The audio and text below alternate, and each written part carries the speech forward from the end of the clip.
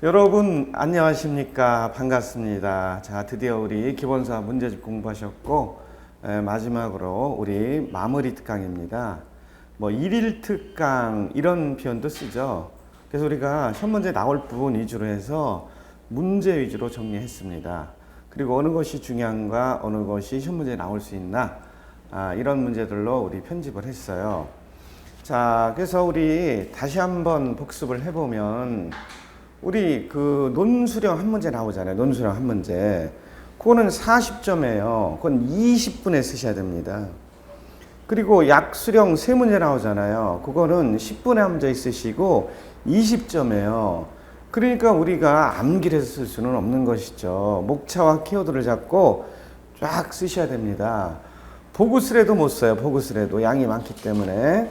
그래서 목차와 키워드를 잡고 쓰는 습관 중요합니다. 그래서 우리 다시 한번 복습해 보시면,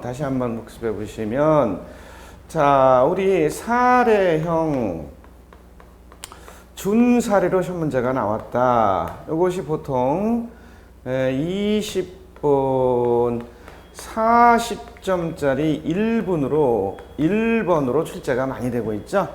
그렇다면 우리 그거는 문제의 제기 들어가야 됩니다. 문제의 제기. 문제의 제기는 사례형, 준사례형 문제 그대로 해서 뭐뭐시 문제가 제기된다 하시면 되는 거죠. 자, 두 번째는 일반적으로 요건을 쓰시면 돼요. 문제 특성상 뭐 다른 걸 쓰는 경우도 있으나 일반적인 얘기죠, 여러분. 일반적인 얘기. 그 다음에 세 번째는요, 효과 쓰셔야죠, 효과.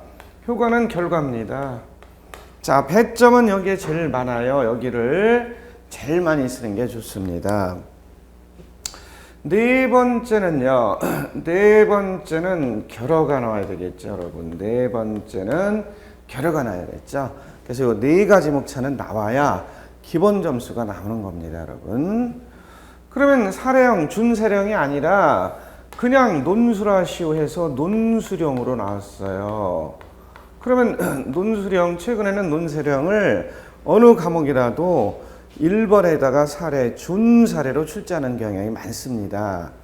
그러면 논수령으로 나왔을 때도 역시 20분에 써야 돼요. 그리고 배점은 40점이죠, 여러분. 40점.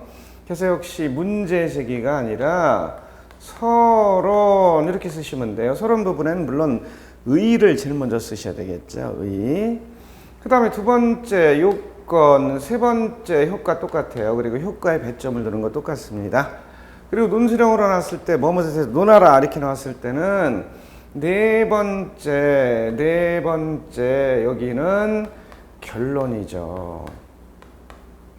그리고 사례, 준사례 나왔을 때는 결어 이렇게 쓰는 것보다는 연결해야 되죠. 뭘로? 문제 제기로 나왔으니까 바로 문제의 해결입니다. 결론이 제목이 문제의 해결입니다.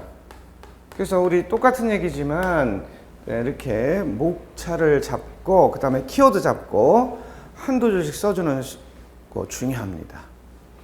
그 다음에 약수령 나왔어요. 약수령, 뭐뭇을 약술하라, 뭐뭇에 대해서 약술하시오. 그럼 요거 10분에 쓰셔야 돼요. 10분. 그리고 요거는 배점이 20점이에요. 20점. 그리고 요거 몇 문제가 출제가 됩니까, 여러분? 세 문제가 출제가 되죠? 요거는 한 문제죠. 사례형으로 나오든 논수령으로 나오든 둘 중에 한 문제가 출제되죠. 그래서 총 50분에 100점 만점이에요. 그래서 논수령 40점, 약수령 세 문제 60점 이렇게 배점이 돼요. 그러면 논수령을 20분에 쓰시고 약수령을 10분에 한 문제씩 써야 되기 때문에 시간 제한이 없어요. 우리가 책을 보고 쓰라고 해도 너무 양이 많으면 못 씁니다. 따라서 논점을 목차를 먼저 잡고 있어야 되는데 여기는 로마 숫자가 아니라 아라비아 숫자로 가볍게 쓰시면 되고 비교적 내용도 적게 쓰셔도 되는 거죠. 여기 이렇게 나왔을 때는 큰 문제니까 우리가 내용을 조금 더 쓰셔야 됩니다. 그렇죠? 그 다음에 두 번째는 뭐예요? 그렇죠. 요건. 세 세 번째 효과, 역시 배점은 여기 세 번째 효과, 여기에 배점이 제일 많으니까 여기도 마찬가지죠. 세 번째 효과의 배점이 많으니까 여기 두 번째가 요건이고요. 세 번째 효과였습니다.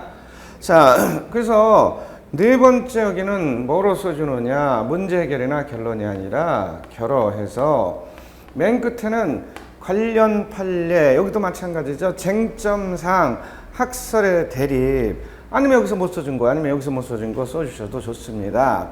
그래서 이러한 네 가지 목차는 나와야 기본 점수가 나옴을 주의하시고, 물론 문제에 따라서 목차가 약간 달라질 수도 있고 키워드가 달라질 수도 있고 목차를 한두 개 늘려도 상관은 없어요.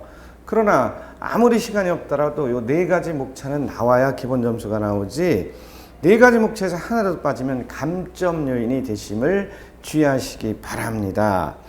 자, 그러면요, 우리 간단히 확인을 하는데, 효과, 여기에는 틀림없이 두 개 정도의 번호는 나와야 됩니다. 틀림없이 두 개 정도의 번호.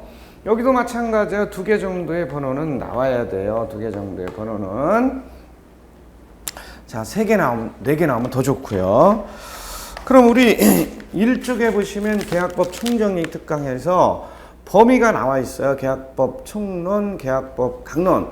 우리 시험 범위가 소개가 되고 있으니까 거기 한번 보시고요. 물론 별 표시 5개가 제일로 중요하죠. 그리고 도급계약 예를 들지만 1회 시험에 나왔어요. 1회 시험에 나왔으니까 2회 시험에 안 나온다 이렇게 생각하시는 분이 있는데 3회고 4회고 계속 나올 수 있습니다.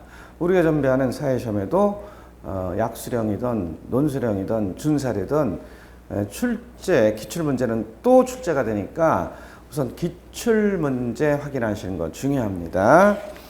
자, 그러면 다음 페이지 넘어가요. 다음 페이지 넘어가시면 2쪽입니다. 2쪽 넘어가시면 계약 자유원칙과 그 제한에 대하여 약술하시오. 이런 얘기가 나와 있죠.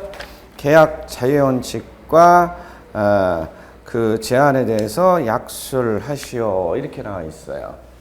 이거는 약수령이니까 이런 식으로 목차를 잡는 것이 괜찮습니다.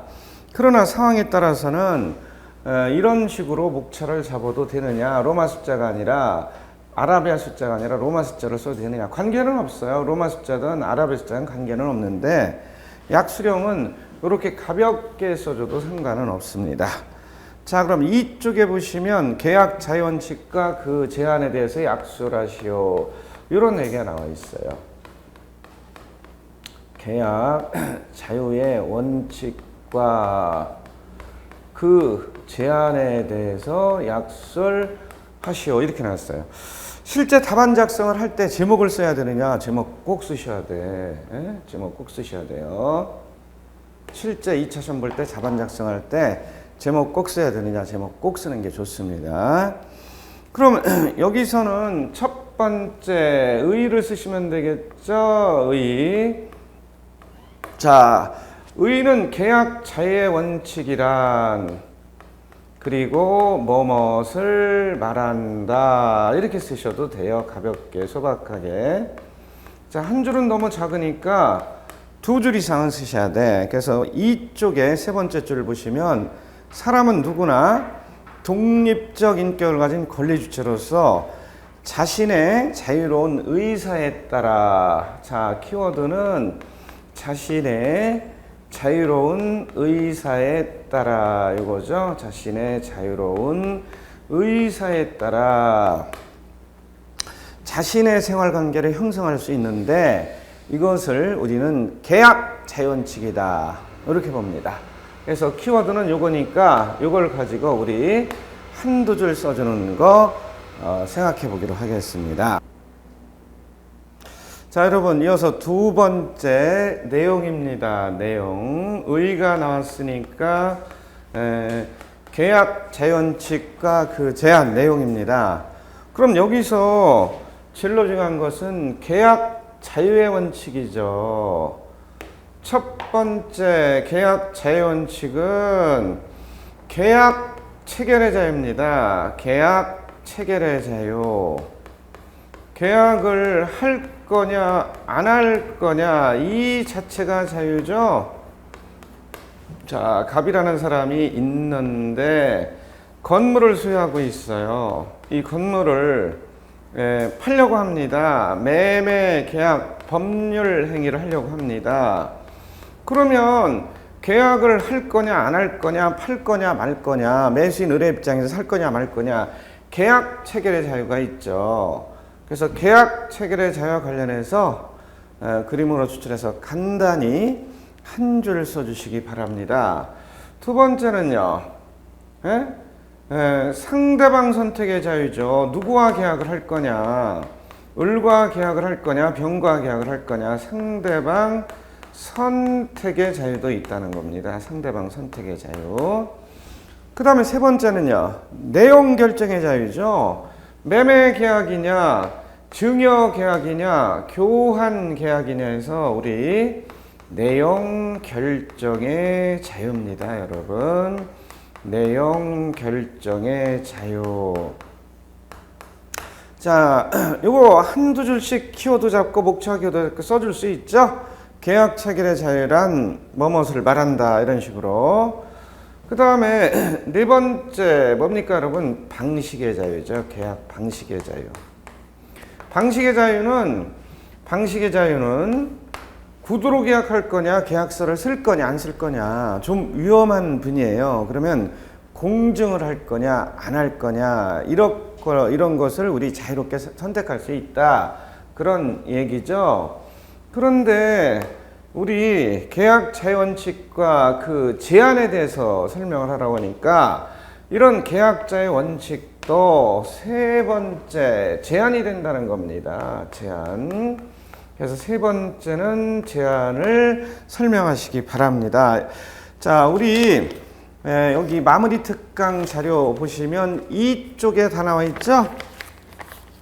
거기 보시면 제한의 모습 첫 번째 계약 체결의 자유에 대한 제한이 나와 있어요. 계약 체결의 자유에 대한 제한. 계약 체결의 자유에 대한 제한은 제일로 대표적인 키워드가 공익적 직무를 담당하는 분이죠. 공익적 직무를 담당하는 분이 누구예요? 의사, 변호사 이런 분들이죠. 의사, 약사가 진료 안에 안 팔아 함부로 할 수는 없다는 거죠. 또 공익적 독점기업 있잖아요. 가스공사, 수도공사, 전기통신공사, 전기 공급 안 하겠다, 가스 공급 안 하겠다, 뭐 이런 거 안 됩니다. 그래서 공익적 직무 담당자 이런 분들은 그 제한이 된다, 그런 얘기죠. 이걸 우리는 공법상의 체결 강제다. 그 다음에 사법상의 체결 강제는 지상물 매수 청구권 이런 거 있죠. 지상물 매수 청구권, 이게 형성권 일방적 의사표시 아니에요. 일방적 의사표시로 매매계약이 성립하니까 형성권이다 그러잖아요. 그러니까 계약 체결의 자유가 제한되는 거죠. 제한되는 거죠.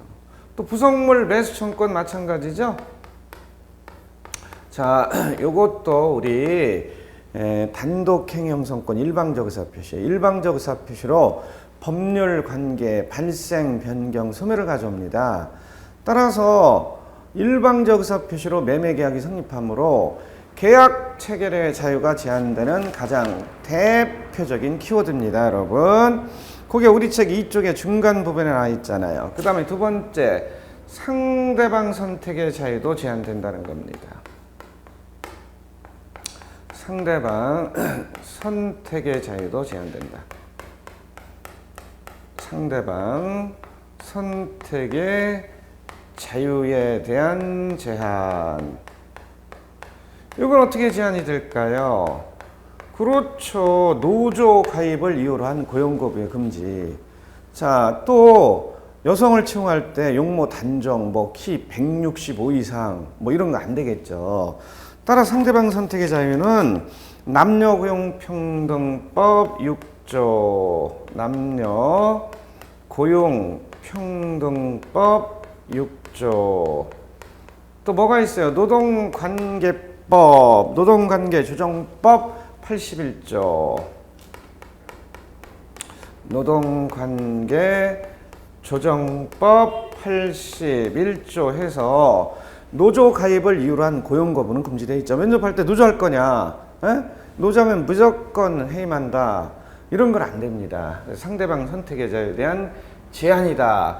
이렇게 볼 수 있는 거죠. 자, 그러면 세 번째는요. 내용 결정의 자유도 제한이 되는 거죠. 내용 결정의 자유도 제한이 됩니다. 내용 결정의 자유도 제한이 됩니다. 내용 결정의 자유의 제한입니다. 그럼 내용 결정의 자유는 어떻게 제한이 돼요? 우리 책 이쪽에 보시면 나와 있는데 강행 법규에 위반하는 거 103조 반사회 질서의 법률행위 104조 불공정한 법률행위 이건 무효가 되잖아요. 자, 103조는 선량한 풍속 사회 질서에 반하는 계약을 내용을 하는 법률행위는 무효로 하는 거죠. 그거만 써줘도 되잖아요. 그건 뭐예요? 쉽게 얘기해서 첩계약, 살인청부계약 무효죠. 그 다음에 104조 내용결정에 제한 제한인데 강행법규 위반의 법률행위도 마찬가지지만 104조 불공정한 법률행위는 뭐예요? 주관적 요건과 객관적 요건을 갖춰야 되잖아요. 급부와 반대급사 현저한 불균형, 궁박, 경솔 또는 무경험, 폭리자의 악의가 있으면 무효가 되는 거 아니에요. 또 강행법규 위반의 법률행위, 강행법규 위반의 법률행위 이런 건 무효가 되는 거죠. 자, 네 번째로는요. 방식의 자유에 대한 제한입니다. 방식의 자유에 대한 제한. 방식의 자유에 대한 제한. 방식의 자유에 대한 제한. 이거는 뭐예요? 증여계약을 할 때, 특히 부동산 증여계약을 할 때입니다. 부동산을 줄 때, 증여계약을 할 때는 계약서를 쓰지 않으면 해제 사유가 돼요. 부동산 증여계약. 그건 방식에 대한 자유의 제한이죠.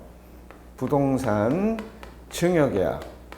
증여계약서를 쓰지 않으면 해제 사유가 됩니다. 이런 것은 방식을 제한하고 있다. 이렇게 보시기 바랍니다. 또 뭐가 있어요? 그렇죠.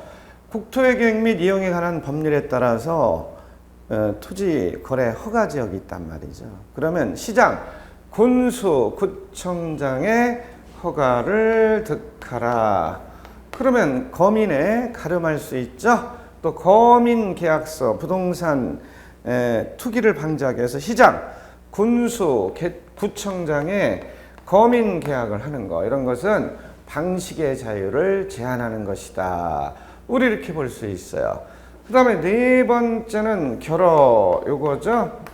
그 다음에 결여 중에 우리 관련 판례, 쟁점사항, 학설의 대립, 견해의 대립 이런 거 쓰시면 되고 여기서 못다 쓴 거 중요한 거 있으면 여기 써도 돼요. 그러면 맨 먼저 해제의 자유가 있느냐? 해제의 자유는 없다는 거죠. 해제의 자유는 없다는 거. 해제의 자유는 인정되지 않는다. 그런 얘기죠. 계약을 해놓고 함부로 계약을 해지할 수는 없죠. 무슨 얘기죠? 그렇죠. 매매 계약을 할 때 법정 해제, 약정 해제, 합의 해제, 묵시적 해제에 따라서 해제할 수 있는데 그거 해제하면 계약이 소급하여 처음부터 무효가 되고 이행 전이면 이행할 필요가 없고 이미 이행을 했다면 원상회복의 문제인데 함부로 해제할 수는 없어요. 함부로 해제할 수는 없어요. 그걸 우리는 해제의 자유는 인정하지 않는다. 계약 체결의 자유는 인정되죠. 상대방 선택의 자유는 인정되죠. 내용 결정의 자유 인정되죠. 방식의 자유는 인정되지만 해제의 자유는 인정되지 않는 겁니다. 왜? 아니, 요 건물을, 아파트를 5억에 매매 계약을 했어요. 그런데 땅값이 그 다음날 어떻게 했어요? 2배로 뛰어올랐어요. 그래, 어떻게 했어요? 중도금 지급 전에. 그렇죠. 더 줘. 얼마? 5천만 원만 더 줘. 이런 문제입니다. 그러면 이분이 어떻게 했어요? 이미 계약금을 입금한 상태라 안 된다 그랬더니 계약금을 돌려주고 해제를 한대. 그건 안 되죠. 배액을 상환하고 해제하는 건 말리지 않지만 그냥 해제하는 건 안 된다는 거예요. 그래서 해제 자유는 불인정하고 있다는 대법원 판례 나와 있고 해지의 자유도 불인정하죠. 해지의 자유. 자, 해제는 일시적 채권 계약인 매매, 증여, 교환, 도급, 현상, 광고, 화해 계약이 하는 거고, 해지는요, 계속적 채권 계약인 임대차, 소비대차, 사용대차, 고용, 위임 이런 데 하는 거죠. 조합, 종신, 정기금 하는 거죠. 종신, 정기금 계약은 계속적 채권 계약이지만 해지를 하지 않고 해제를 하죠. 자, 임대차 계약, 빌려주는 계약이에요. 임대차 계약, 빌려주는 계약.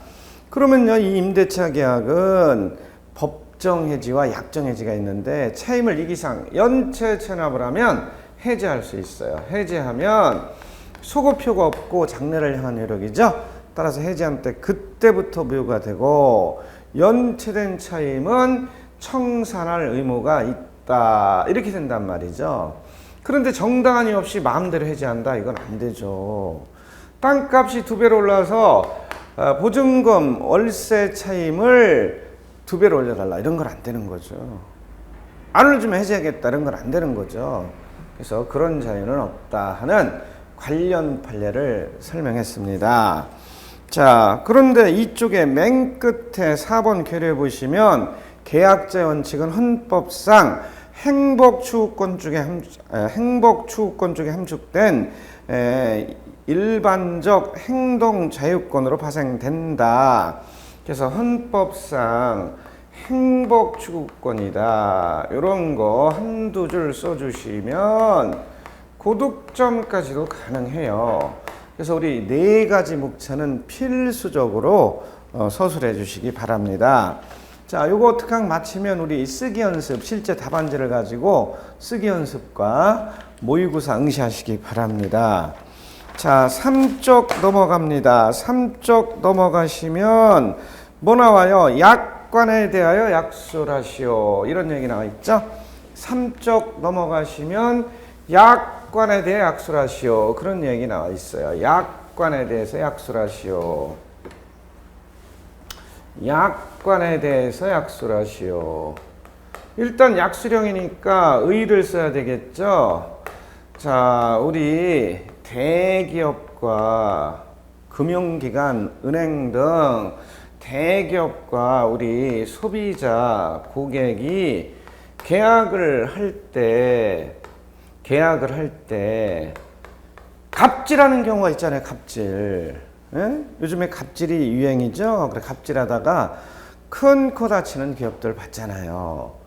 따라서 이때 계약서 뒷면에 깨알 같은 글씨로 약관이 있단 말이죠. 그럼 이 약관이 뭐냐? 요겁니다. 2줄 정도만 써주시면 돼. 그래서 우리 3쪽에 보시면 약관이라 하면 그 명칭, 형태 또는 범위를 불문하고 계약의 일방 당사자가 다수의 상대방과 계약을 체결하기 위하여 일정한 형식에서 미리 마련한 계약의 내용이 되는 것을 말한다. 이렇게 돼 있단 말이죠.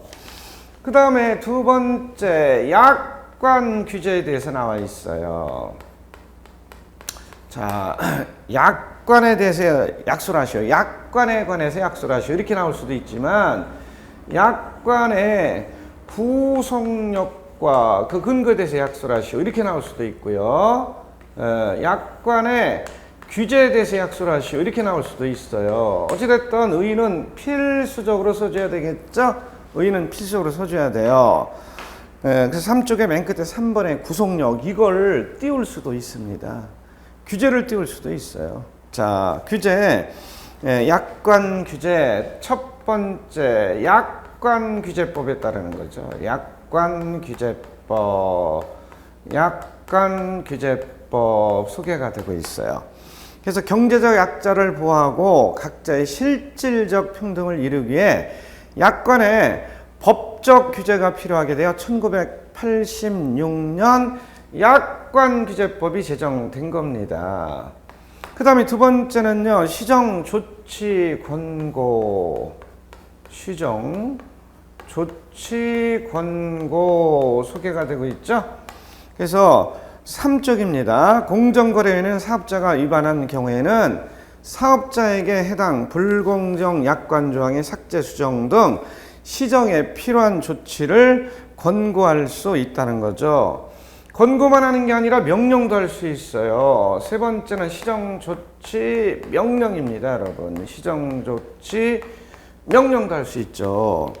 그래서 서면으로 할 수 있어요. 사업자가 자기의 거래상의 지위를 부당하게 이용하여 계약을 체결하는 경우 시정조치 명령을 할 수 있습니다.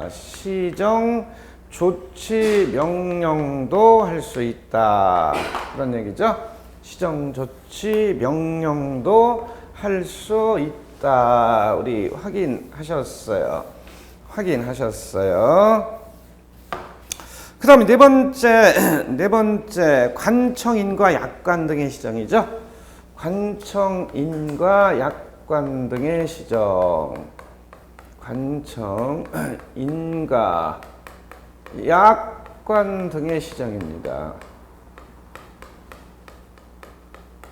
자, 거기 한쪽 가로 4번이죠. 한쪽 가로 4번 보시면 공정거래위원회는 행정관청이 작성한 약관이나 다른 법률에 따라 행정관청의 인가를 받은 약관이 불공정 약관 조항 기준에 해당될 때는 당해 행정관청에 그 사실을 통보하고 그 시정에 필요한 조치를 요청할 수 있다는 겁니다.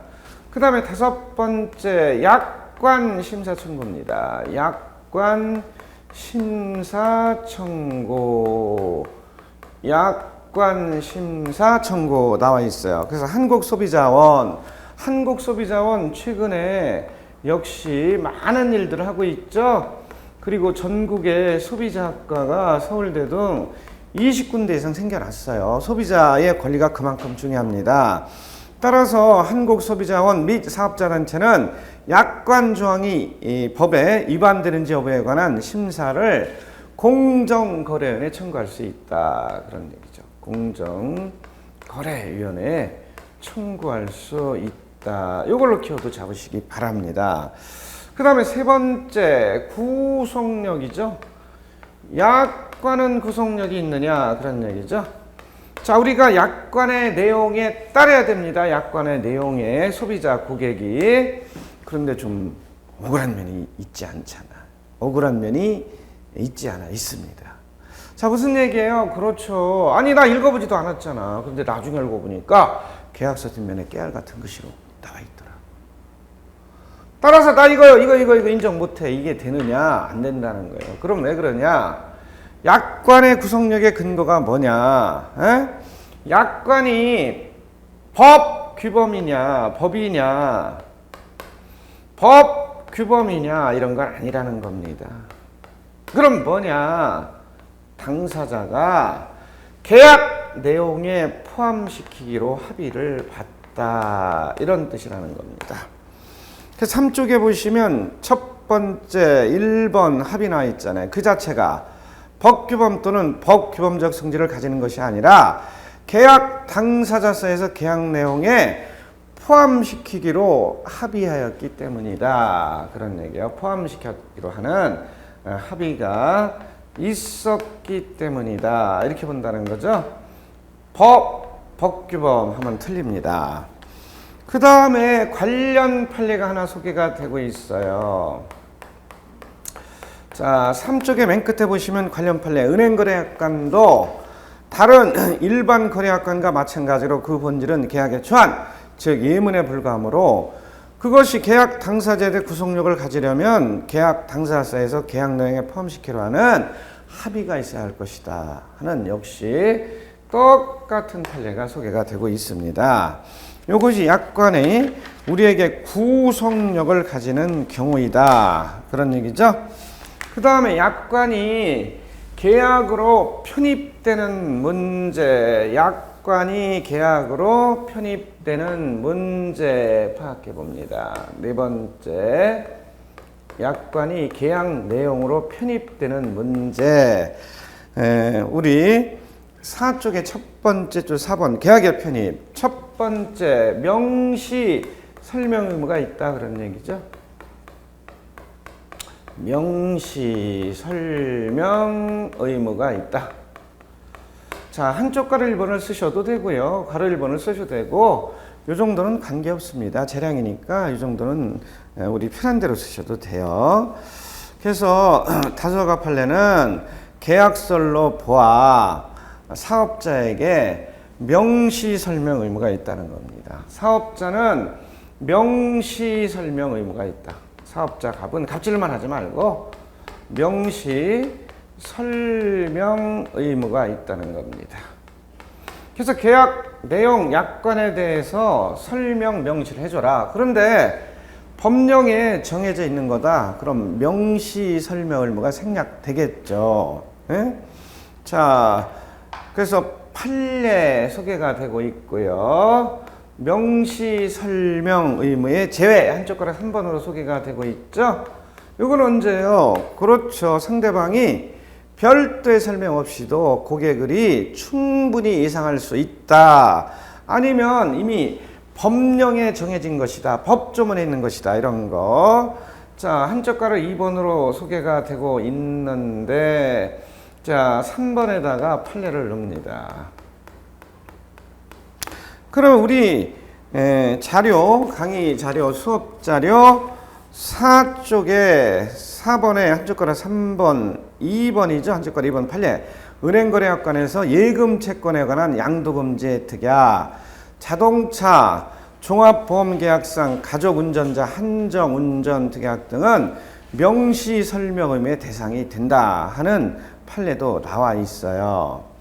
그 다음에 우리 약관의 해석이 중요하기 때문에 기본적인 목차는 뭐 4개 정도는 꼭 설명하시라고 그랬는데 5개 뭐 넘어도 상관은 없죠. 시간만 있다면 우리 아는 것이 많다면 목차를 더 접어서 완벽하게 쓰셔도 상관은 없죠. 그러나 아무리 급해도 4가지 목차 정도는 나와야 됩니다. 자, 첫 번째 법률행위 해석 방법 나와 있는데 거기 동그라미 2번 보시면 통일적 해석이다 나와 있죠. 통일적 해석의 방법이다. 이런 해석계가 되고 있어요. 그래서 약관은 고객에 따라 다르게 해석되는 안 돼요. 약관을 갖다가 자, 사업자, 대기업체와 우리 고객, 소비자 간에 계약 등을 할 때 계약서 뒷면에 깨알 같은 글씨로 약관이 있을 텐데 이거를 고객에 따라 다르게 해석을 하면 안 되지. 똑같이 해석을 해줘야지. 그래서 약관은 고객에 따라 다르게 해석돼서는 아니 된다. 이걸 우리는 통일적 해석이다. 이렇게는 붙이는 거죠. 두 번째는 고객 유리의 원칙이죠. 자, 약관은 고객 유리하게 해석을 해야 돼요. 특히 불분명한 거 이런 것은. 그래서 약관의 규정 가운데 명확하지 않은 거, 불분명한 것이 있을 때는 의심스러운 것은 작성자, 사업자에게 불리하게 해석하고 고객, 소비자에게는 유리하게 해석하라. 그 다음에 세 번째, 개별 약정 우선의 원칙이죠. 개별 약정 우선의 원칙. 개별 약정 우선의 원칙. 요거는요, 약관과 다르게 요것 때문에 계약 안 합니다. 이거 고쳐주세요. 그랬더니 좋대. 요까지는 고쳐주겠대. 그럼 그게 우선해야죠. 이걸 우리는 개별 약정 우선의 원칙이다. 이렇게 부르죠. 자, 5번째는 축소 해석의 원칙. 축소 해석이죠. 축소 해석. 자, 이런 걸 한 줄씩만 써줘도 기본 점수는 아예 제목 써주고 한 줄씩만 써줘도. 자, 면책에 관한 약관 조항이 있더라고요. 그러면 그 조항이 우리 고객, 소비자, 상대방에 불리한 것이다. 그러면 축소 해석을 하라. 뭐가 있을 때 면책에 관한 약관 조항이 삽입되어 있을 때 고객, 소비자, 상대방에 불리하다면 그 약관 조항을 축소 해석해야 됩니다. 자, 그 다음에는 불공정 조항의 무효 한번 확인해 볼까요? 불공정 조항의 무효. 요건 6번으로 놓겠습니다. 불공정 조항의 무효. 약관이 불공정한 조항이 있다. 그러면 그거는 무효죠. 요거를 사례 문제로 낸 모의고사도 있었어요. 불공정 조항은 무효가 된다. 에? 제가 앞으로 모의고사 내면은 요거 약관에 불공정 조항은 무효가 된다. 이거 사례 문제로 간단히 파악합니다. 주차장 내 도난, 파손 등 재반 사고에 대하여 일체 책임을 지지 아니한다는 약관입니다. 자, 주차장 내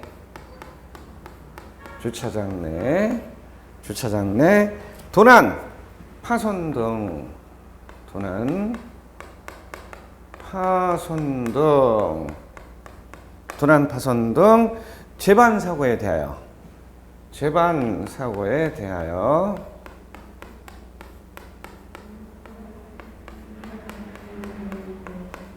일체 책임을 지지 아니한다.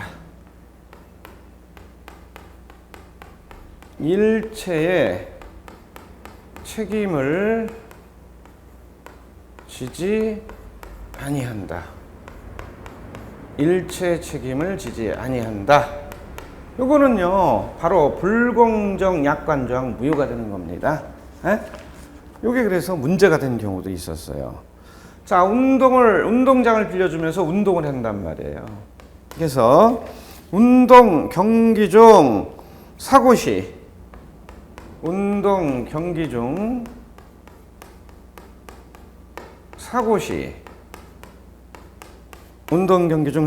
주최 측은 응급치료만 하고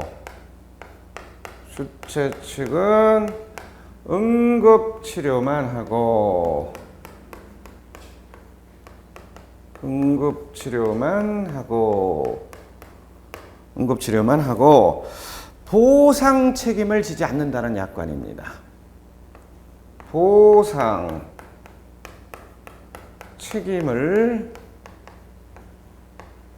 지지 않는다. 이런 약관이죠? 자, 이런 약관은요, 우리 뭐라고 해야 돼? 그렇죠. 불공정 약관 무효가 되겠습니다. 불공정 약관 무효가 된다는 유명한 사례죠. 그래서 이 두 가지를 예로 들어서 확인을 했어요. 요 중에 한 가지만 써줘도 돼요. 시간이 없는 분은 주차장 사건하고 키워드 잡았다가 한 줄만 써줘도 됩니다. 그 다음에 5쪽 넘어가시면 뭐가 나와요? 일부무효의 특칙, 약관 조항 중 일부 조항이 무효가 된 경우에 약관 전부를 무효로 하는 것이 아니라 그 일부 조항만을 무효로 한다는 것이다 해서 이는 일부 무효 법리에 예외에 해당한다 하는 일부 무효의 특칙, 이런 것도 소개가 되고 있습니다. 자, 이런 건 소개를 해도 좋고 안 해도 좋고요. 자, 시간이 없으면 여기서 끝낼 수도 있고, 시간이 좀 있는 분은 그거를 갖다가 결어로 집어넣으시면 되지. 결어에다가 일부 무효의 특칙이 있다는 거 밝혀주시기 바랍니다. 키워드는 일부 무효의 특칙이다. 이렇게 잡기 바랍니다. 그래서 우리가 목차와 키워드를 잡고 있는 사람은 다 쓸 수 있는 거예요. 그래서 목차와 키워드를 갖고 실제 답안지를 가지고 쓰기 연습을 많이 하셔야 돼요. 그래야 실제 답안 작성을 할 수가 있고, 우리는 약수령이 10분에 한 문제 써야 되는데 보고 쓰래도 양이 많아서 못 써요. 그래서 내가 목차를 잡고 키워드를 잡고 직접 쓰는 습관 중요합니다, 여러분. 자, 계약의 성립에 관하여 논술하시오. 이런 문제도 나와 있죠. 5쪽에 보시면. 이건 시간이 많이 걸리니까 우리 2교시에 하기로 하고, 우리 마무리 특강 1교시는 여기까지입니다, 여러분. 수고하셨습니다.